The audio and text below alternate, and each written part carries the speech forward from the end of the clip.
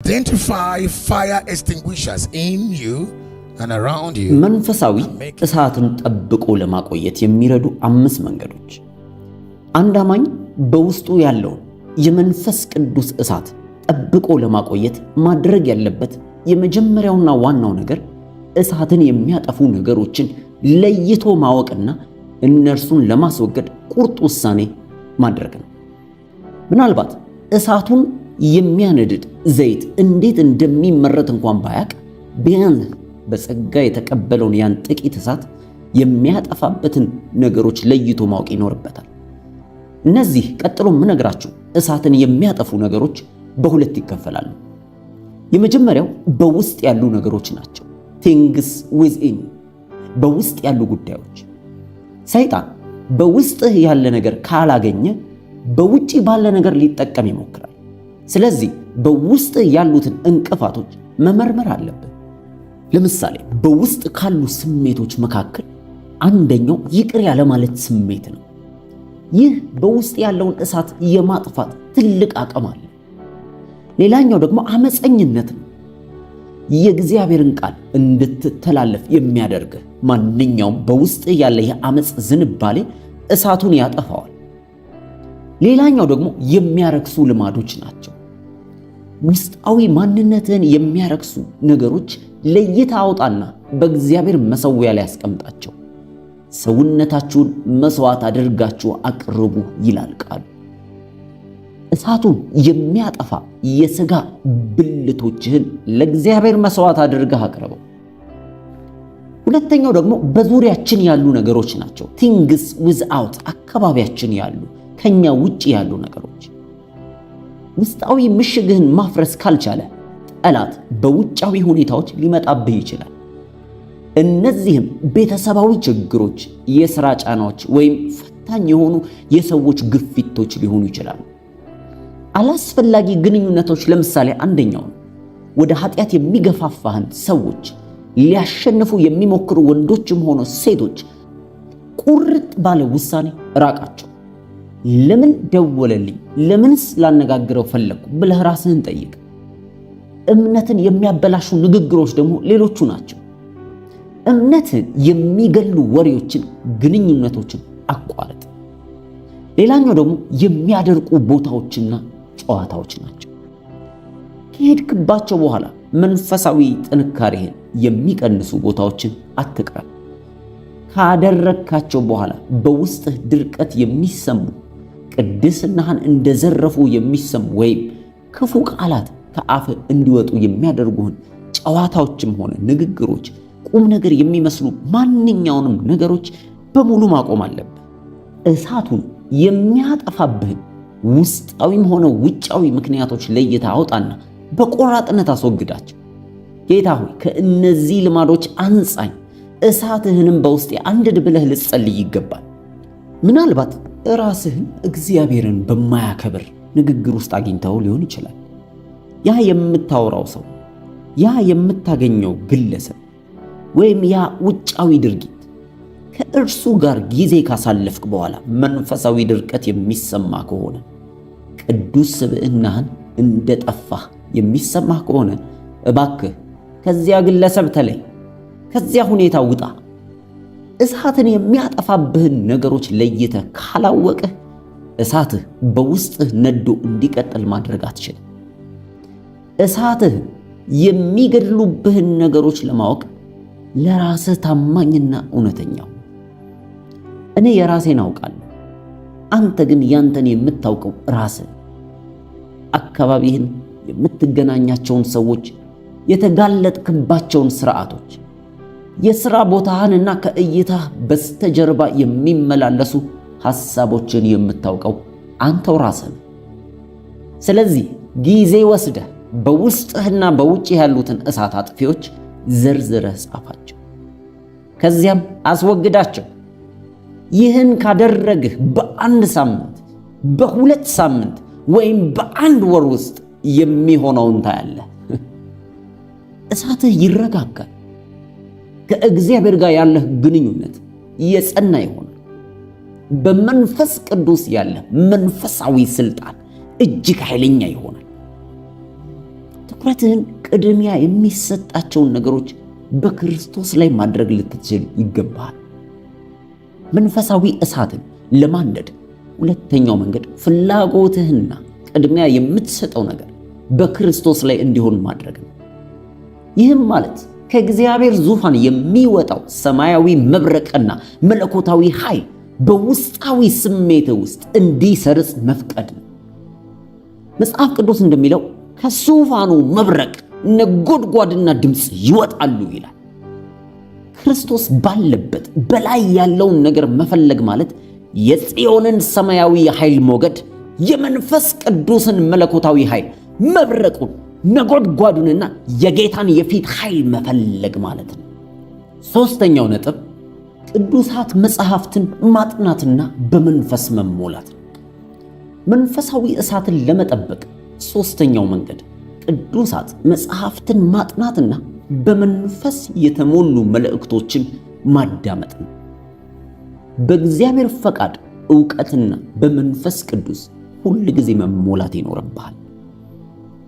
ቃሉን ማጥናት መጽሐፍ ቅዱስን በራስህ ስታጠና ቢያንስ በቀን 2 ወይም 3 ሰዓት ለቃሉ መድበህ ማስታወሻ እያስካጥና መንፈስ ቅዱስ ከቃሉ ውስጥ የሚያበራልህንና የሚያስተምርህን እውነት ተመልከተው። ለእሳትህ ዘይት የምታመነጨው በዚህ መንገድ ነው። ሌላኛው የመንፈስ ምግብ ስለሆነ ነው። በመንፈስ የተሞሉ አገልጋዮች የሚያስተምሩትን ትምህርት ስማ። በመንፈስ የተሞሉ መዝሙሮችን ማድመጥ ጀምር። የክርስቶስን ፍቅር ደግሞ እንድታውቅ የሚያደርግህም ይሄ ነው። በኤፌሶን ምዕራፍ 3 ቁጥር 19 ላይ እንደተጠቀሰው ከማወቅ ያለፈ ወይም ከእውቀት በላይ የሆነውን የክርስቶስን ፍቅር ማወቅ ወደ እግዚአብሔር ሙላት ያደርሰናል። የፍቅሩ ስፋት፣ እርዝመት፣ ጥልቀትና ከፍታ ሲገባን ያን ጊዜ ወደ መለኮታዊ ሙላት እንመጣለን። ጳውሎስ ለጢሞቴዎስ እንዳለው የእውነትን ቃል በቅንነት የሚከፍልና የማያሳፍር ሰራተኛ ሆነ ራስህን ለእግዚአብሔር ልታቀርብ ትጋ ይለዋል። የእግዚአብሔርን ፈቃድ አውቀህ እርሱን ደስ በሚያሰኝ መንገድ ለመመላለስ ቃሉን ማጥናት ያንተ ኃላፊነት ነው። አራተኛው ነጥብ በመንፈስ መጸለይ። እሳቱን ጠብቆ ለማቆየት አራተኛው መንገድ በመንፈስ መጸለይ፣ በአዳዲስ ልሳኖች መናገር። ጌታ ኢየሱስ በስሜ አዲስ ቋንቋ ይናገራሉ ብሏል። ልሳን ብቻ ሳይሆን ልሳኖች ነው ያለው፣ ቋንቋዎች በብዙ ቁጥር ነው ያለው። ስለዚህ አዳዲስ ልሳኖች ከመንፈስህ ለማፍለቅ ሞክር። በውስጥ ያለውን መንፈሳዊ ልሳን በነፃነት ልቀቀው። መቃተትና መጮህ ነው ሌላ። ሮር ማድረግ፣ ግሮን ማድረግ። በመንፈስ መጸለይ በማይታወቅ ልሳን መናገርን ብቻ ሳይሆን በመንፈስ መቃተትንና እንዳንበሳ መጮህንም ይጨምራል። በመንፈስ ውስጥ የታመቀውንና በኃይል የተሞላውን ሰማያዊ ድምፅ ፈልገህ ፍልቅቀህ ታወጣዋለህ። በመንፈስ ቅዱስ የምታደርገው ጸሎት በውስጥ ያለውን እሳት የሚያቀጣጥልና መንፈሳዊ ማንነትን የሚያድስ ታላቅ መሳሪያ ነው። በየቀኑ የሚታደስ መንፈሳዊ ልሳን ያስፈልገናል። ጌታ በየቀኑ መንፈስን በአዲስ ልሳን ያድሳል። በየቀኑ ከእንቅልፋችን ስንነቃ በመንፈሳችን ውስጥ የተጫነ አዲስ ሰማያዊ ቋንቋ አለ። ይህ አዲስ ልሳን ተለማመደው። በየቀኑ በመጸለይ በውስጥ ያለውን እሳት የሚያቀጣጥል ዘይት ጨምር። ይሁዳ ምዕራፍ 1 20ኛው ቁጥር እንዲህ ይላል፣ እናንተ ግን ወዳጆች ሆይ ከሁሉ ይልቅ በተቀደሰ ሃይማኖታችሁ ራሳችሁን ለማነጽ በመንፈስ ቅዱስ እየጸለያችሁ ይላል። በመንፈስ ቅዱስ መጸለይ ሲባል በልሳን መናገር ብቻ አይደለም። በመንፈስ ቅዱስ መጸለይ ማለት የመንፈስን ጸሎት መጸለይ ነው። መንፈስ ቅዱስ መንፈስ ራሱ በማይነገር መቃተት ይጸልያል፣ ይማልድልናል ይላል ስለዚህ በመንፈስ ቅዱስ መጸለይ መቃተትን፣ ጩኸትንና የመንፈስን ድምጾች ማውጣትን ይጨምራል። መጽሐፍ ቅዱስ ስለ ልዩ ልዩ የልሳን አይነቶች ይናገራል። የመላእክት ልሳን አንዱ ነው። ሰማያዊ የሆነ ምስጢራዊ ቋንቋ ማለት ነው። የሰዎች ልሳን ሌላኛው በበዓለ 50 ዕለት እንደታየው ያልተማርከውን የሰዎች ቋንቋ ለምሳሌ ቻይንኛ፣ ስፓኒሽኛ፣ ፊሊፒን፣ እንግሊዝ ያልተማርነው በመንፈስ ቅዱስ ትናገራላችሁ። ይህ ድንቅ ምልክት ሰዎችን ወደ ወንጌል ለመሳብ የሚያገለግል መለኮታዊ መገለጫ ነው። ሌላኛው ደግሞ የመንፈስ ልሳን የሚባለው በልሳን የሚጸልይ ራሱን ያንጻል እንደሚል ይህ አዳዲስ ልሳኖችን መቃተትንና መጮህን ሁሉ ያጠቃልላል። እነዚህ ሁሉ ልሳኖች በመንፈስ ውስጥ ተጭነዋል። አንተ ግን ድምፅ በመስጠት መግለጽ አለብን። ኤክስፕረስ አድርገው። ይህን ስታደርግ እሳትህን የሚያቀጣጥለው የመንፈስ ቅዱስ ዘይት በውስጥህ ይበዛል። እሳቱና ነዳጁ ዝምድና አላቸው። አንድ ጥያቄ በቅንነት ልጠይቅ። እዚህ ጋር እሳት እየነደደ ቢሆንና ከጎኑ ነዳጅ እያፈሰስክ ነዳጁን ብታስኬደው ምን ይሆናል? እሳቱ ነዳጁን ተከትሎ ይሄዳል። ነዳጁ በቆመበት ቦታ እሳቱ ይቆማል። በተመሳሳይ ሁኔታ በመንፈስ ቅዱስ የምታደርገው ጸሎትና ቃሉን ማጥናት ለመንፈሳዊ እሳትህ ነዳጅ ናቸው። ነዳጁን ማፍሰስ ካቆም እሳቱ መቃጠሉን ያቆማል። ስለዚህ እሳትህ እንዲቀጥል ነዳጁን፣ ጸሎቱን፣ ቃሉን ማቋረጥ የለብህም። ዘይቱ ማለት እሳቱን ወደ የትኛውም የማንነትህ ክፍል የማስፋፋትና የማዳረስ አቅም አለው። ብዙ ዘይት ካለ የሚነደው እሳት ይጨምራል። እሳቱ እንዲደርስበትና እንዲያቃጥለው በምትፈልገው በማንኛውም ርቀትና ስፍራ ላይ እሳቱን የማፋፋም አቅም ይኖራል። ጌታ ዳግም ስትወለድ በመንፈስ ውስጥ ላቀጣጠለው እሳት ስፋቱ፣ ርዝመቱ፣ ጥልቀቱንና ከፍታውን የምትወስነው አንተ ራስህ። አምስተኛው ነጥብ ዋጋውን ተቀበል። አክሰፕት ዘ ፕራይስ። ይህ የመጨረሻውና ወሳኙ ነጥብ። የእሳት ዋጋ አለ። ችግሮችን፣ ብቸኝነትን፣ የሚመጡ ጥቃቶችን፣ ጾም ጸሎቶችን በጸጋ መቀበል አለብን። አንተ አንዴ መቃጠል ስትጀምር የማይቃጠሉ ሰዎች ጥቃት ይሰነዝሩብሃል።